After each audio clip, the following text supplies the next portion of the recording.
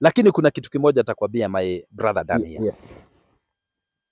Kuna shida ambayo inakuaga hapa na ndugu zetu wa Masai. Ndugu zetu, nimesema ndugu zetu. Yes. Ukiangalia population ya the Masais ya the last census ya 2019 they were close to 1.6 Yes. million na ukiangalia sasa na wale wengine ambao ni Wasamburu like 360 Yes. in Shamus now ni kama 40,000. Yes. So ukiangalia kama next by the end of next by 2019 the population of the Wamasais together with the together with the Samburus watakuwa something like and the Shamus watakuwa 2.5. Yes. And I'm asking one question. Hii population ni kama tu it is equal to the population of the Kisis na wengine. Yes. Wakisii wako na chama yao na wako na mtu wao ambaye ni presidential candidate. Wakamba wako na presidential candidate. Wakikuyu wako na wao. Wajaruo wako na chama yao. Na hawa watu ambao wanaitwa Wakikuyu wako na chama yao. Hata Wakalenjin. Na Wakalenjins. How is it ya kwamba the Masais na hawa watu ni wengi hawana chama yao? So sisi wasitublame. Tukitaka kwenda kwa chama ya Ruto tutaenda kwa sababu wao wanatakikana kutuonyesha njia. Tukitaka kwenda chama ya Gachagua tunaenda. Tukitaka kwenda ya Kalonzo tunaenda. Yeah. Wakubwa wetu, viongozi wetu wa Masais from Kajiado, from Samburu, Narok, Laikipia kwingine. Yes. Tafadhali udeni chama moja. Chama ambayo sisi wenyewe tunaishi pamoja na ninyi, tutakuwa tukikontest na hiyo chama. Lakini saa hii msitublame. Tukienda kwa kuota, wacheni tuende, kwa sababu baba zetu ambazo ni ninyi hamtuonyeshi njia mahali ambapo tunaenda. Wow. Enda Simolo Shole Ma. Greetings from all corners of the world. Nimewasalimu tena kwa Kiswahili. Jina langu ni Daniel Ole Sitone Yulo Life. Na leo hii tunazungumzia maswali mbalimbali ikiwemo kifo cha hayati Mheshimiwa mbunge wa Emuru wa Dikir Johana Ng'eno. Pia tutagusia masuala ya siasa hususan Narok North na pia Narok Town Ward. Maana leo tuko na kijana shupavu sana ambaye anajituma zaidi katika mji huu wa Narok. Nitakuja kujua kama ni mwanabiashara, kama ni mwanasiasa. He will tell us more kwa sababu he is here. Jina lake ni Hesron Korir. Mnamjua sana maana ukisema Narok Town lazima jina hilo litajwe. Tutajua yale ambayo anayafanya, tutazungumzia kidogo Narok North na pia tujue ile by election mambo ilikuwa aje. Tukituma rambirambi zetu na risala za rambirambi kwa jamii na marafiki na familia ya mbunge wa Johana Ng'eno. Karibu sana mheshimiwa. Ashirin. Naomba uwasalimie watazamaji wetu na uambie jina lako ili tuendelee. Okay, asante sana. Karibu sana watazamaji wa Yoro FM. Mimi kwa majina naitwa Bwana Korir. Na jambo la kwanza ni ya kwamba ningetaka kushukuru Mwenyezi Mungu pia kwa sababu ya wakati huu ambapo kuna mvua. Tumepewa mvua ya kutosha sana. Na basi tunawaambia wakulima wetu na wachungaji ya kwamba ni wakati sasa wa kujitayarisha kwa mambo ya mbegu, kwa mambo ya kulima na mambo pia ya mifugo. So we thank God for this opportunity that's given us. We have ample rain. Na tunashukuru Mungu. So tunaona ya kwamba hii mwaka at least itakuwa mzuri kwa upande wa mavuno na mambo mengine. Kwa hivyo wananchi wetu wa Narok na haswa Narok Town Ward tunawatakia kila laheri na tunaendelea kwa pamoja. Exactly. Yes sir. Ningependa kukupatia dakika moja ama mbili utume jumbe zako za rambirambi kwa jamii na wananchi wa Emuru wa Dikir, maana tumepoteza kiongozi wao na pia wewe ni kiongozi, so give them your word of condolences ili tuendelee. Okay, thanks Dan. Okay. Wakati huu kwanza ningetaka mimi binafsi kwa niaba ya mimi na familia yangu na watu wa Narok Town Ward and Narok County at large kutoa rambirambi zetu haswa mimi kwa jamii ya marehemu the Honorable Gong ambaye pia alikuwa mbunge wa hapa Emuru wa Dikir na pia wenzake ambao they perished in that ill-fated plane ambayo ilipata mkasa. Kwa hivyo we as people of Narok we are mourning the loss of that great legend Gong was a great man actually, Yeah. to be sincere. Yeah.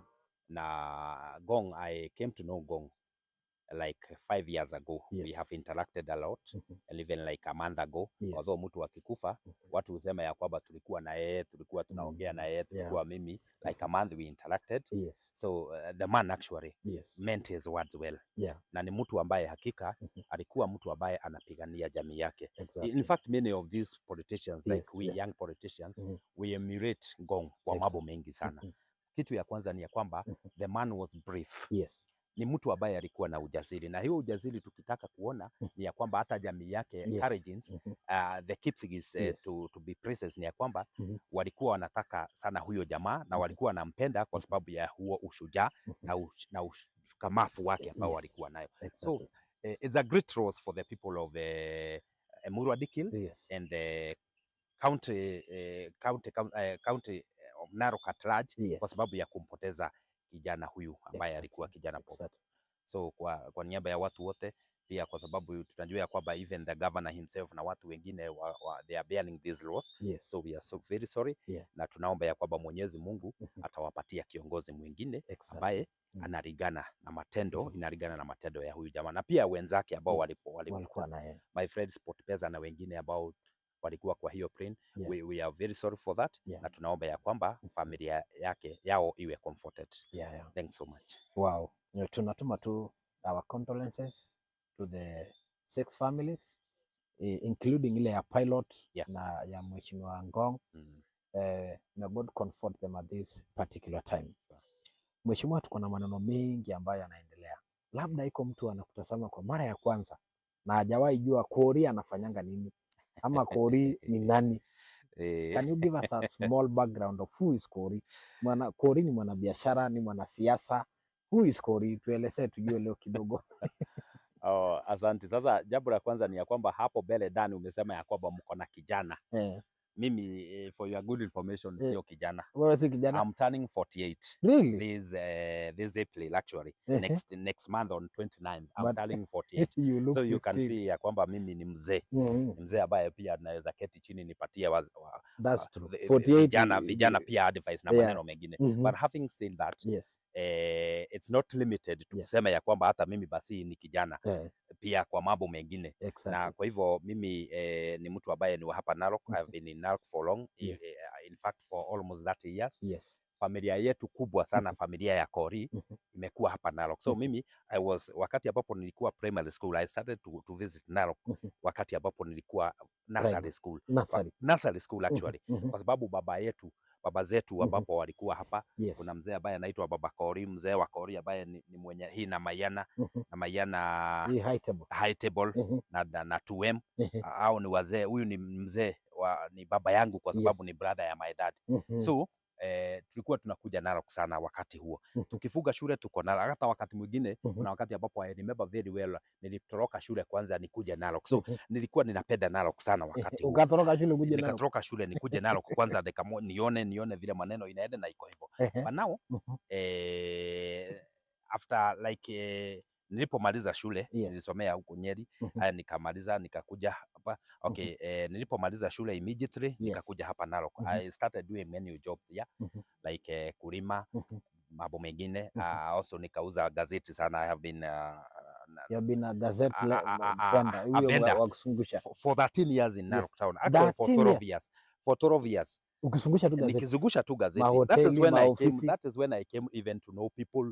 Huku kwote maneno hii yote ya watu hakuna mahali ambapo mimi sijui kwa sababu nilikuwa nimezunguka hapa. So that's it. So niko na familia, niko na mke mmoja, nimemsalimia wakiwa na watoto wangu. So niko sawa, ninaendelea vizuri na familia. Mimi kama vile ambavyo umesikia, mimi pia besides pia kuwa mwanasiasa ama kiongozi in particular, I'm also a businessman. Niko na biashara ambayo ninafanyaga, biashara ya kuuza nguo. Hapo Olmaji, not Olmaji, hapo kuna building ambayo inaitwa Empiris building hapo. Kuna duka kubwa ambao tunakuwa nayo ya nguo. Besides that sisi ni wakulima. Sasa hata tukimalizana na wewe naenda shamba, sisi ni wakulima wa ngano, wakulima wa mahindi na maneno kama hayo. Pia sisi ni wafugaji na pia mimi niko na kondoo. Niko nazo. Kila kitu ambayo tuko nazo huko mahali maji moto na Yes. hivyo. Na pia mimi ni mtu wa real estate Yes. Kama unataka shamba, unataka plot, unataka hiyo maneno yote tuko nayo. Yes. So in short ni ya kwamba sisi ni wafanyi biashara. Wewe unafanya biashara mbalimbali. Mimi nafanya biashara mbalimbali. I'm jack of all trades. You are jack of all trades. Yeah, I'm jack of all trades. You are found everywhere. Everywhere. And you are doing well in all those dimensions. Yeah. So maneno iko hivyo. Yes. And we thank God for that. Wow, nimeshukuru sana kukujua. Yes. Maana umetuelezea kwa mapana na marefu yale mashughuli ambayo unayafanya, at least to earn a living or to earn income. Yeah. Jambo la pili ni kwamba miezi kadhaa tu iliyopita tulikuwa na by election. Na I think ulikuwa in the center of the by election. In the first place, si ulikuwa ufai? What happened? Okay, now ilikuwa tumeona everybody was thinking MCA Narok Town. Yeah, the Bible says very clearly. I normally like to quote Bible. Yes. By the way, I'm a Presbyterian. Mimi ninasoma kanisa la PCA pale na Narok Town Church. So I'm a Presbyterian. I normally like to quote Bible. The Bible. Yeah. Na Biblia inasema ya kwamba when the right time comes, God will make it to happen. Exactly. To me, I can say ya kwamba that was not the right time for me. Yeah. Okay, people can complain and also bring me for maneno mengine, but what I know is this, it was not the right time for me. Perfect answer. So ninajua ya kwamba kwa maneno yote wakati ambapo itakapofika Mungu atayatimiza yale, kwa sababu we have the dreams with us. Na tunajua ya kwamba hiyo ndoto siku moja itakuja kutimika. I'm very sure ya kwamba coming year 2027 that dream will come to be a reality. In 2027. In 2027. Niulize tu swali moja na uniruhusu tafadhali. Okay, no worry. Wakati UDA waliamua kufanya ile inaitwa consensus ama tunasema nini? Okay, whichever. Ambao kuna viongozi mbalimbali walikuwa kwa UDA, wewe pia ulikuwa, Mama Sara Kanyinge. Siku ambayo uliambiwa kuri, wewe tulia kidogo ndio tukuje. How did you receive the information?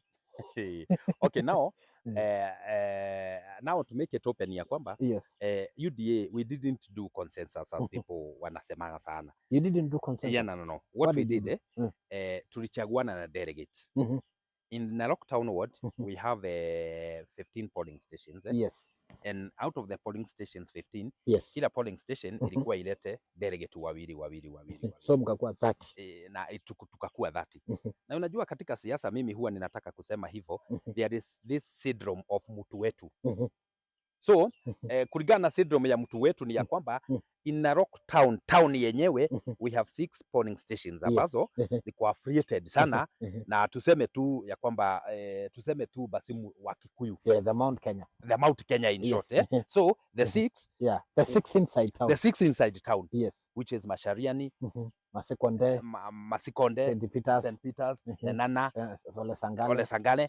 So the 6 wao they are affiliated to sana, tuseme ya kwamba outsiders ambao hawajazaliwa Narok ama tuseme hivyo, the non-Maasais actually the non-Maasais, that's them actually.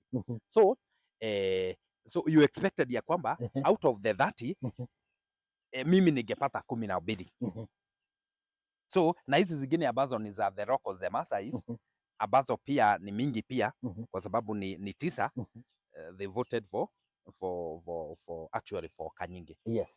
So mimi nilipata 14.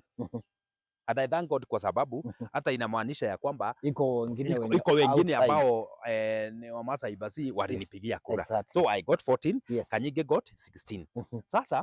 Sasa tukaona ya kwamba in fact baadaye sisi tuanze kusema ya kwamba maneno, na unajua sasa pate nayo inakuwa na mwelekeo yake. Ikisema ya kwamba ni delegates ni delegates. So hakuna vile ambavyo ningeenda kucontest niseme ya kwamba hapana, haikufanywa vizuri, So mwishowe tukaona ya kwamba no problem, huyu ndiye amekuwa so labda hata Mwenyezi Mungu amesema ya kwamba ni yeye. So mimi nikaona ya kwamba na kwa sababu mimi am also a gentleman and I know policies za chama na mimi pia ni member wa NDC wa chama. Sasa nikaona ya kwamba hakuna haja sasa ama tuende ya kwamba tuipate hope tutoke hapa tuende kwa zingine kama wengine walikuwa wanafanya. Nikasema tu let me stick here. My loyalty iwe tu kwa chama. I will live to fight another day. So hivyo ndivyo maneno.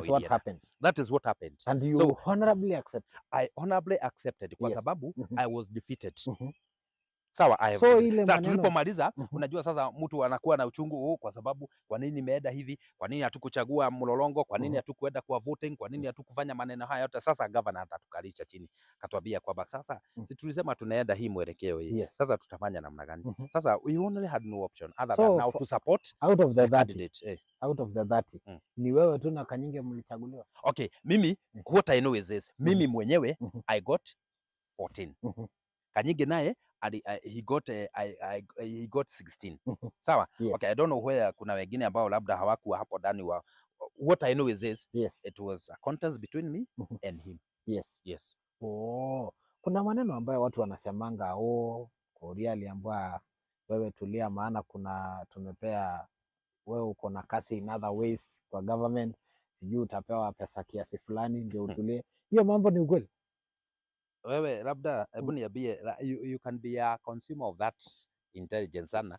Uniambie ya kwamba ati nikae chini sijui ati niko na kazi zingine ile ya bibi. Okay, one unajua mimi nataka kusema hivi in fact sitaki kusema ya kwamba that job was not counting at all. But in actual fact ni ya kwamba that was not the case. Actually that was not the case. Kwa sababu yeye ni kuajiriwa, aliajiriwa and she was employed on merit. Competitively. Na mimi mwenyewe I was vying kiti a political seat and ni mimi I owe my voters niwapembeleze wakinichagua wanichague. So that is it. So there's nothing to do with that. Jambo la pili ni ya kwamba hii maneno ambayo watu wanasemaga ya kwamba unajua sasa katika Kenya kuna hii mambo ya historia ya kwamba mtu akiketi chini sijui ni kununuliwa, sijui ni kufanya nini, sijui ni kufanya nini. Sitaki kusema hatukai watu wa kununuliwa, lakini pia ni vizuri watu wajue ya kwamba mimi am a principled man. And there is nothing. Mimi singetaka kununuliwa. Mtu aniambia kwamba aninunue alafu ndio anifuge mikono. Hapana, that is not right. Although governor mwenyewe hakufika mahali kama hapo. Hakuna mahali ambapo. Hakuna mahali alifika. Hakuna mahali kama hivyo. Na mimi kama ni kununuliwa, labda wengine wanaweza nunuliwa, mimi siwezi. Siwezi nunuliwa alafu nishikwe mikono. Mtu aniambia kwamba eda right, eda hapana. Mimi I want to be independent. Mimi I want my own freedom and independence. So that's it. Na ukienda ukule pesa ya mtu huwezi kuwa independent. Ukikula pesa ya mtu tutakuwa independent. Au utakuwa. So that is mimi hata saa hii nikisema ya kwamba ninatoka UDA leo nienda DCP ama Jubilee ama zingine, it's okay. Kwa sababu hakuna mtu mimi ambaye hauna deni ya mtu. I'm at my own liberty to do everything, anything. Wow. I think for the record tumepata clarity. Because unajua wakati ya siasa kuna propaganda mingi. Obvious. Hata hiyo wakati ilipostiwa mara Koria alipewa 3 million. Na nani? Sasa 3 million, si 3 million kuongea ukweli. Na ile pesa mtu ametumia kwa campaign. Remember this campaign was so consuming kwetu. Na ulianza kabla ifike hiyo wakati. Hata sio kwanza. Mimi ni mtu ambaye kitu ya kwanza tumekuwa tukisaidia watu. Tumesaidiana na watu sana hata saa hii. Mambo mingi sana tunafanya na watu. What we don't know is this. Hatutaki kwenda kwa kamera kufanya vitu. Kuna watu wengine ambao wanasema kwamba tumesomesha watoto sijui 1000 ngapi sijui, ikifika wakati wa kula tunapata 12 ama maneno kama hayo. Hatutaki. So hata Biblia inasema ya kwamba ukifanya kazi hii ukisaidia huu mkono usijue kama hii mkono mwingine imefanya. So that is what we normally do. And that is how tumekuja kutengeneza majina. Kwa sababu tunasaidiana na watu, lakini hiyo tu utenda wema, nenda zako, acha wema ukufuate. Lakini tukua hiyo by election. After by election sasa unajua outcome. Side ya UDA haikushinda. Ingawaje mlijaribu sana. Governor alijaribu, nyinyi mlijaribu. Campaign ilikuwa very intense. Nikakuja kuona, kabla niulize hiyo swali, let me ask you this question. What do you think costed UDA the seat? In your own opinion. Okay, in my own opinion ya kwamba one UDA tuseme ukweli, being the party of the day, iko na nguvu na hata ilikuwa na nguvu kwa hii by election, kuongea ukweli tu kwa campaign zake na maneno kama yale.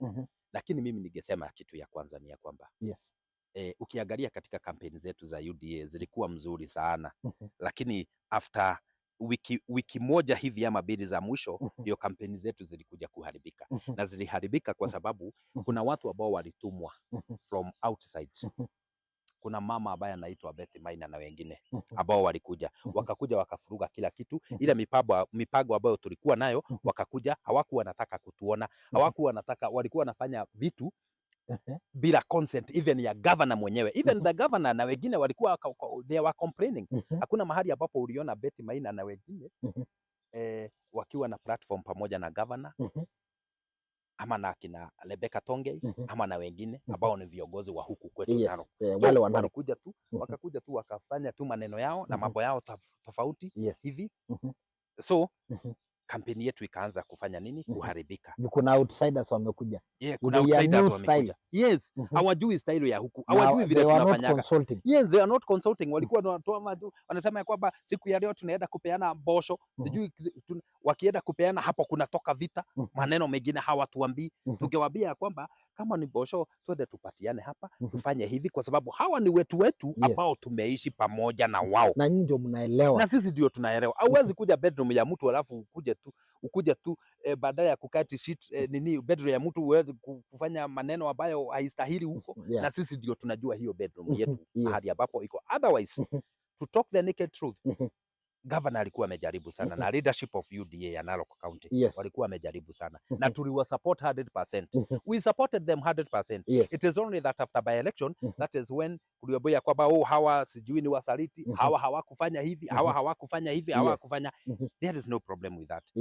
The best kitu ya maana ni ya kwamba mtu anajua tu kwa roho yake vile ambavyo huko. Na mimi kama vile ninajua mimi ni mtu ambaye ni principled, nikisema ni hivi ni hivi, nikisema sio hivi sio hivi. So that's it. Lakini ndio umegusia kidogo, tumekuja kusikia watu wakisema hamkuwa mnaambia gavana ukweli. Kwa nini? Watu wamewalaumu sana kwamba wewe, Gatua, I mean the non-Maasai, as you said, they didn't deliver. What do you say about it? Did you guys deliver? Ati hatukuwa tunaambia governor ukweli. Governor himself is a consumer of intelligence. Isn't he? Yes. He is. So beside that sisi kumwambia ukweli, sasa tunamwambia ukweli namna gani? Na sisi tunajijua katika roho zetu ya kwamba tulikuwa tuna kampenia candidate wake. Ama candidate wetu, in short, wacha tu niseme candidate wetu. So that is it. He himself being the consumer of intelligence. Angejua vile maneno ambayo inafanya nini? Inaharibika. Kama inaharibika ama inaendelea. But what I know, tulikuwa tunamwambia kwamba wakati mwingine hii haikuji. Kwanza hii ya mwisho hii ya hao watu walikuja from outside, tulimwambia. Na tulikuwa tunamwambia kwamba hapana, hii maneno vile inaenda sasa haiendi vizuri because hatukuwa tunataka any blame. But anyway, in every context, lazima kuwe na number one na number two. So that was it. Actually Douglas ndio alikuwa ashinde hii maneno yote, hata tungefanya namna gani, because it was a right time for him kulingana na mapenzi ya Mwenyezi Mungu. Correct. Yes, so we did our best. Governor did his best. Our candidate did his best. But eventually the time was for Douglas. The time was for Douglas. That is it. So hata kama mngefanya chochote ile, the time was for Douglas. 2027 maneno iko namna gani? Unarudi kwa kiwanja? Okay, kama vile ambavyo nimekwambia pale mwanzo ni ya kwamba God's time is always the best. And we live to fight another day. And every day actually is a fighting day. Na once a politician, always a politician. Correct. Once a leader, always a leader. Correct. Now, tuko tu katika hiyo maneno tu, tunaendelea vizuri, tunaona, tunasaidiana na wananchi na maneno kama yale. Lakini also, tunataka kumpatia yule ambaye the incumbent, the Honorable Douglas, to discharge his duties as an MC of Narok Town Ward. Tukisaidiana pia. Ikifika wakati huo, tutawekelea scorecard yake. Na sisi ndio tutaona ile maneno ambayo itakuwa. But having said that, ni kwamba niko pale katika kinyang'anyiro. Nilikwambia kwamba maono yangu lazima ikaweza kutimika. So tunaenda tu kwa wananchi, tuambie wananchi ya kwamba tumekuwa pamoja na ninyi, wakati huo haikuwa wetu, wakati huo sasa ndio wetu. Pia kumbuka ya kwamba wakati huo kulikuwa na maneno mingi sana ya chama. Hii chama ambayo imekuja ya DCP na chama zingine ambazo ziko, hii maneno ya one term na maneno ya two term, sio ya Narok, sio ya hapa kwetu tu. In fact, nobody is supposed to blame anybody kwa sababu ya the loss of this seat. So what I know is this, hii ni wimbo ni wimbo ambayo ni kama national anthem imetoka juu, imekuja mpaka mashinani. Exactly. So maneno ambapo iko ni ya kwamba wakati huo ikifika tutaona kwenye tutakuwa. Kwa sababu siasa nayo ni interest. Na siasa inakuwa mahali ambapo watu wetu wako. Hata wewe ukienda utaona ya kwamba watu wenye wanaweza kusupport ni akina nani. So mimi hata ikifika wakati huo kama vile nimekuambia at my own liberty, hakuna mtu amenifuga mkono. Kama ni hiyo DCP nitaenda. Kama ni hii Jubilee ambayo iko nitaenda. Kama ni ingine itaenda. Lakini kuna kitu kimoja nitakwambia my brother Daniel. Kuna shida ambayo inakuaga hapa na ndugu zetu wa Masai. Ndugu zetu, nimesema ndugu zetu. Ukiangalia population ya the Masai ya the last census ya 2019 they were close to 1.6 million na ukiangalia sasa na wale wengine ambao ni Wasamburu like 360 in Shamus now ni kama 40,000. So ukiangalia kama next by the end of next by 2019 the population of the Wamasais together with the together with the Samburus watakuwa something like and the Shamus watakuwa 2.5. And I'm asking one question. Hii population ni kama tu it is equal to the population of the Kisis na wengine. Wakisii wako na chama yao na wako na mtu wao ambaye ni presidential candidate. Wakamba wako na presidential candidate. Wakikuyu wako na wao. Wajaruo wako na chama yao. Na hawa watu ambao wanaitwa Wakikuyu wako na chama yao. Hata Wakalenjin. Na Wakalenjins. How is it ya kwamba the Maasais na hawa watu ni wengi hawana chama yao? So sisi wasitublame.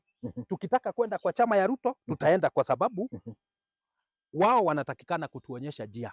Tukitaka kwenda chama ya Gachagua tunaenda. Tukitaka kwenda ya Kalonzo tunaenda. Wakubwa wetu, viongozi wetu wa Maasai from Kajiado, from Samburu, Narok, Laikipia kwingine, tafadhali udeni chama moja. Chama ambayo sisi wenyewe tunaishi pamoja na ninyi, tutakuwa tukikontest na hiyo chama. Lakini saa hii msitublame. Tukienda kuokota wacheni twende, kwa sababu baba zetu ambazo ni ninyi hamtuonyeshi njia mahali ambapo tunaenda. Tengenezeni chama na sisi tuwafuate. That is it. Wakitengeneza chama mnaingia. Si tunaishi Narok. So kwani tutaenda kwingine na kuna watu ambao wako na chama na wako Narok? Very true. That is it. That's a very powerful. Watengeneze chama. Wasiwe ya kwamba wanalilai na watu wengine. Siku hizi ukiangalia sasa watu wao wengine wameona ninyi hamuna nini. Okay, kama ni DCP inapatia Kamwaro General Secretary. Kama ni Jubilee inapatia Kenta, the Honorable His Excellency Kenta wanampatia Secretary General. Not a wonder ukiona ya kwamba hata chama kama ya Kalonzo itakuja ipatie Mumasai Secretary General. UDA ipatie, hata ODM ipatie mtu kama the Honorable Senator Ledama ipatie Secretary General, kwa sababu wamejua ya kwamba ninyi mnataka tu secretaries, lakini hamtaki.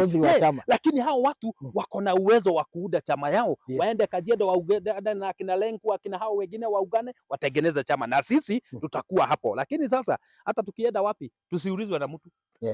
Kwa sababu ndio hawana chama. Hawa ndio hawana chama. Actually, that's the biggest truth that I have had this morning. Kwamba nyinyi muunde chama, kila mtu ako Narok, Kajiado, Samburu, Laikipia atumie hiyo chama. And they have the potential and the capacity to have one. To have one.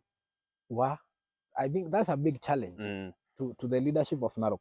Kuna kitu nimeona mtandao ikisunguka. Inasemekana 2027 the Mount Kenya affiliated community in Narok wako na candidate kwa MP Narok North. To be specific, Gatua. What do you say? Mnapanga maneno kama hiyo? Kitu ya kwanza, where is that Gatua? Gatua sijamuona tena last. Okay, sawa. Number two. Yeye mwenyewe Gatua amesema anataka, ndio sisi tumsemee. Yeye amesema anataka. Waswahili wanasemanga lisemwalo lipo, kama halipo laja. Na basi lishasemwa. Labda laja. Okay, mimi sijui kama kuna kitu kama hiyo, sijui. In fact hii mitandao hata nimeona kuna mahali kwa page fulani. Kwani hiyo page ni yako? Hiyo page imeandikwa Honorable Kori. Wacha nikwambie, wakati wa siasa nafikiri mimi ukiniangalia kwa nini niko na page kama 6 ambazo si zangu. Mimi yangu ni moja tu ambayo inaitwa Honorable Kori Hezron na ingine ile yangu sasa, ile Hezron Ile Kori yangu. official. Hizo zingine na hata ukiangalia kwa hiyo page wamepost maneno ingine sijui ni nani. Na hata nimeripoti kwa Facebook ndio waweze kutoa hizo page. So mimi sijui hii maneno. Actually I don't know. Na nimekuuliza ya kwamba Agatua mwenyewe amesema anataka hiyo kiti. Ndio sisi basi. Kwa nini sisi tunamsemea? Kama anataka akuje abia watu, but all the same ni ya kwamba katika Kenya kuna freedom. Ukitaka kuvai mahali yote enda uvai. Wewe ongea na watu vizuri wakupatie kura kama upatia maneno kama yao, lakini at the moment I don't think for me it's the right time for a Mount Kenya candidate to contest in Narok North seat. Nafikiri ni yenu bado kidogo. Okay, siku ambazo zinakuja tunaweza kuwa, lakini pia tukiona ya kwamba mko wengi, sijui huyu ako hapa, huyu ako hapa, huyu ako hapa, tutaona namba yetu iko sawa, itampitisha mmoja ambaye tunaweza sema hata ni mimi ama hata mtu mwingine ama mtu mwingine, lakini pia tupatieni tu kada election. Ndio maana nimekwambia kuhusu chama, afungue chama watu wa Masai, tuingie katika hizo chama. But what I know is this. This time loud hatutaenda kwa uchaguzi bila kuketi chini. Hapana. Mpaka mketi chini. Lazima tuketi chini na watu. Lazima this time tuambiane ya kwamba tunataka hii. Because that is how, and we must have an agreement ya kwamba tunataka hii. Na sana not individual interest but the community interest. Not individual interest. Heri hata tukose viti.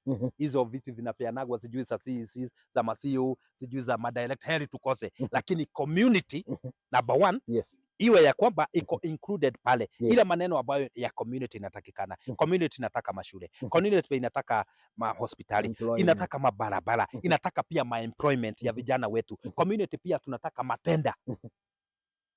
Tupewe matenda community. Mambo kama hayo. So not individual interest. Kazi namna gani? Si watu wanafanya kazi, si tunafanya biashara na tunapata pesa. Na tunafanya mambo mengine tunapata pesa. Lakini community ipate the general community. That is it. But not an individual. Wow. That is a powerful statement. Urafiki yako na governor ikoaje? Intact. Na kwa nini mnaulizaga hii swali? Sasa mnataka kwamba ni kuja na governor kwa barabara tushikane mikono ndio muone tuko sawa. Kwa nini kila mtu ananiuliza hii swali? Tuambie, tunataka kujua. Tunauliza haya maswali kwa niaba ya the Kikuyu community. Nipige simu saa hii ijapokuwa na mimi ni mtu wa decorum, sitaki hii maneno. Lakini iko sawa. Kama iko sawa tunaamini. Not even sawa, hii hata iko sawa kushida wakati ambapo mlikuwa mnafikiria iko sawa. Saa hii ndio iko sawa kabisa. What we did and what we agreed, okay, tuendelee fanya kazi, fanya mambo yako, tufanye mambo yote. Inafika wakati wa kufanya nini? Wa siasa tena. Wa siasa. Ama wakuketi chini na kuamua the next direction. Maendeleo ya governor ikoaje Narok Town Ward? Maendeleo yake si baya by the way. Ukiangalia kwanza kwa upande wa barabara, kuongea tu kweli, kwa upande wa barabara for the first time in the history of Narok County, tumeona ya kwamba barabara huyu jamaa amejenga. Na pia kwa mashule, kwa upande wa mashule, each and every time anafungua shule, nursery schools, administration blocks and all that. So tunaweza sema ya kwamba amejaribu. Na if given another chance, tunajua ya kwamba anaweza fanya nini? Anaweza endelea. If given another chance. Wewe unasema tuta. No, mimi ninasema if given another chance, not by me but by the electorate. By the electorate. You being one of them. Okay, mimi ni mpiga kura. Mimi ni mpiga kura. So ikifika hiyo wakati tutajua ya maneno yote. Ikifika wakati huo si kuna hii kiti ya governor ambayo acha tu swali la mwisho tukimalizia. Kuna hii kiti ya governor ambayo iko Narok na nimeona wagombezi ni watatu saa hii. What do you say about Tongo? Okay. Tongo is a good man. Unajua si ni kiongozi na amechaguliwa twice. So to be precise ni ya kwamba he is a good man, he is a leader, na mtu pia ambaye anaweza pia endeleza na afanye maendeleo kama vile tumeona amefanya West. So hata yeye akipata si tutafanya kazi na yeye. Kenta pia amekuwa mbunge wetu kwanza wa hii North kwa miaka 10. Na wakati wake pia hatukuona maneno ambayo ilikuwa hapo mbele. Everyone was at peace. Tulikuwa tunafanya kazi yetu na peace na maneno kama haya. So mimi ninasema hivi. The Maasais ninyi ndio wengi. Mwenye mtatuletea ndio tutafanya kazi na yeye. Na mwenye pia tutaona sera zake ziko sawa ndio tutafuata. It kama a time whereby it has come a time whereby hatutaangalia siasa za huko juu sana. Tutaangalia za huku kwetu. So ni nani ambaye anaweza fanya kazi vizuri pamoja na sisi? So mtachagua individual, si chama. Si chama. Hapana, huwezi chagua chama. Wacha nikwambie, mimi pia ni mtu wa wanasiasa pia. Sisi wanasiasa tunakuwa kama nugu ama tubiri. Leo unapanda kwa hii mti. Kesho unapanda kwa hii mti na hiyo miti ni chama. For example leo. In an eventuality, because there must be an eventuality where Gachagua siku ya leo waungane na rais. Yes. Wale watu ambao wanasemaga ya kwamba 2 term au 1 term, si wataanza kusema sasa watageuka immediately. Watageuka tu immediately. Na mimi naomba kama ODM. ODM walikuwa wanapiga rais. Sasa wanashauri. So ni wakati ambapo wanasiasa tusifuge sana wananchi kwa mambo ya politics. These are petty things. Yes. Mambo ya chama. So hatutachagua mtu kwa sababu ya chama. Tutachagua mtu kwa sababu ya ile kazi ambayo amefanya ama ile kazi ambayo tunajua ya kwamba anaweza fanya. Exactly. That is it. His capabilities or her capabilities. That is it. What are your final words to the Narok Town electorate? Na uambie umepanga nini kwa 2027 ndio wakuwe very sure kiongozi wao bado yuko na yuko ngangari kabisa. Okay, kwa watu wetu wa Narok Town Ward, nashukuru Mungu kwa sababu you believe in me. You believe also in my ideologies. Yes. And I know you normally subscribe to them. It's another chance that God has given us. Yes. We have an MCA in the name of Douglas. Tumpatia wakati wake afanye kazi. Na sisi pia tuko hapo nyuma tukiangalia vile mambo inaendelea. Kwa hivyo wakati ikifika pia we'll come back to you. We come and request for your support. I know you've given us enough support, and for me in particular, you've been with me, you followed me, you've been supporting me in my day-to-day engagements with the common mwananchi down here. And it's my prayer and my request that when that time comes, actually, you consider me and we'll walk the journey together. Remember, it's not about me, but it's about all of us as a community, as a society. Wow. Thank you very much, Mheshimiwa. Yes. It's a great honor na ni heshima kubwa sana kupata nafasi kusikiza kutoka kwako. Na umetuambia maneno ya busara sana. I think my take home is the chama. That is it. Imeni hit the core. That part of the chama. It is really a clarion call to the Maa leaders that this is a high time for you guys to have your own party. Because in the country, people are bargaining through parties. The parties take people to the table, but you cannot take shukas. You cannot take rungus. You cannot take lalema. You have to take the chama. Lengu, where is that chama? Yes. Ndutu, where is that chama? Tongo, where is the chama? Meara ado ye olchiti alai bagaini ne mea siren. It is a chama. You know here my brother. Yes. Na hii nataka iende. Yes. You know here my brother. Yes. The issue here is the Maasai's leadership has been bringing us people from Mount Kenya and the outsiders ya kwamba hatuwafuati. Tunakosa kuwafuata kwa sababu hata ninyi wenyewe hamujatupatia mwelekeo yenu. Viongozi wa Narok, viongozi wa Maasai, akina Lengu, akina Seki wa Kajiado, akina Mushisho, akina Lea, hawa watu wote, akina Katore Metito, viongozi wa Narok hapa, Governor Dutu, Governor Tunai, Senator Dama, viongozi hao wote ambao tunakuwa na wao, Rebecca Toge na wengine wote, akina Kenta, Mheshimiwa Kenta Togo na wengine, wanalilai na chama za watu wengine.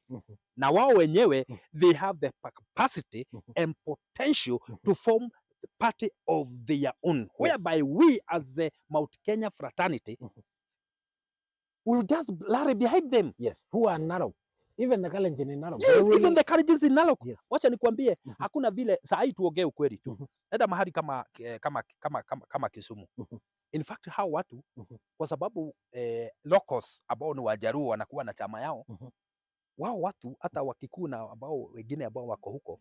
In fact hata wakienda kupiga kura, I'm very sure wanapiga kwa upande huo wa ODM. Exactly.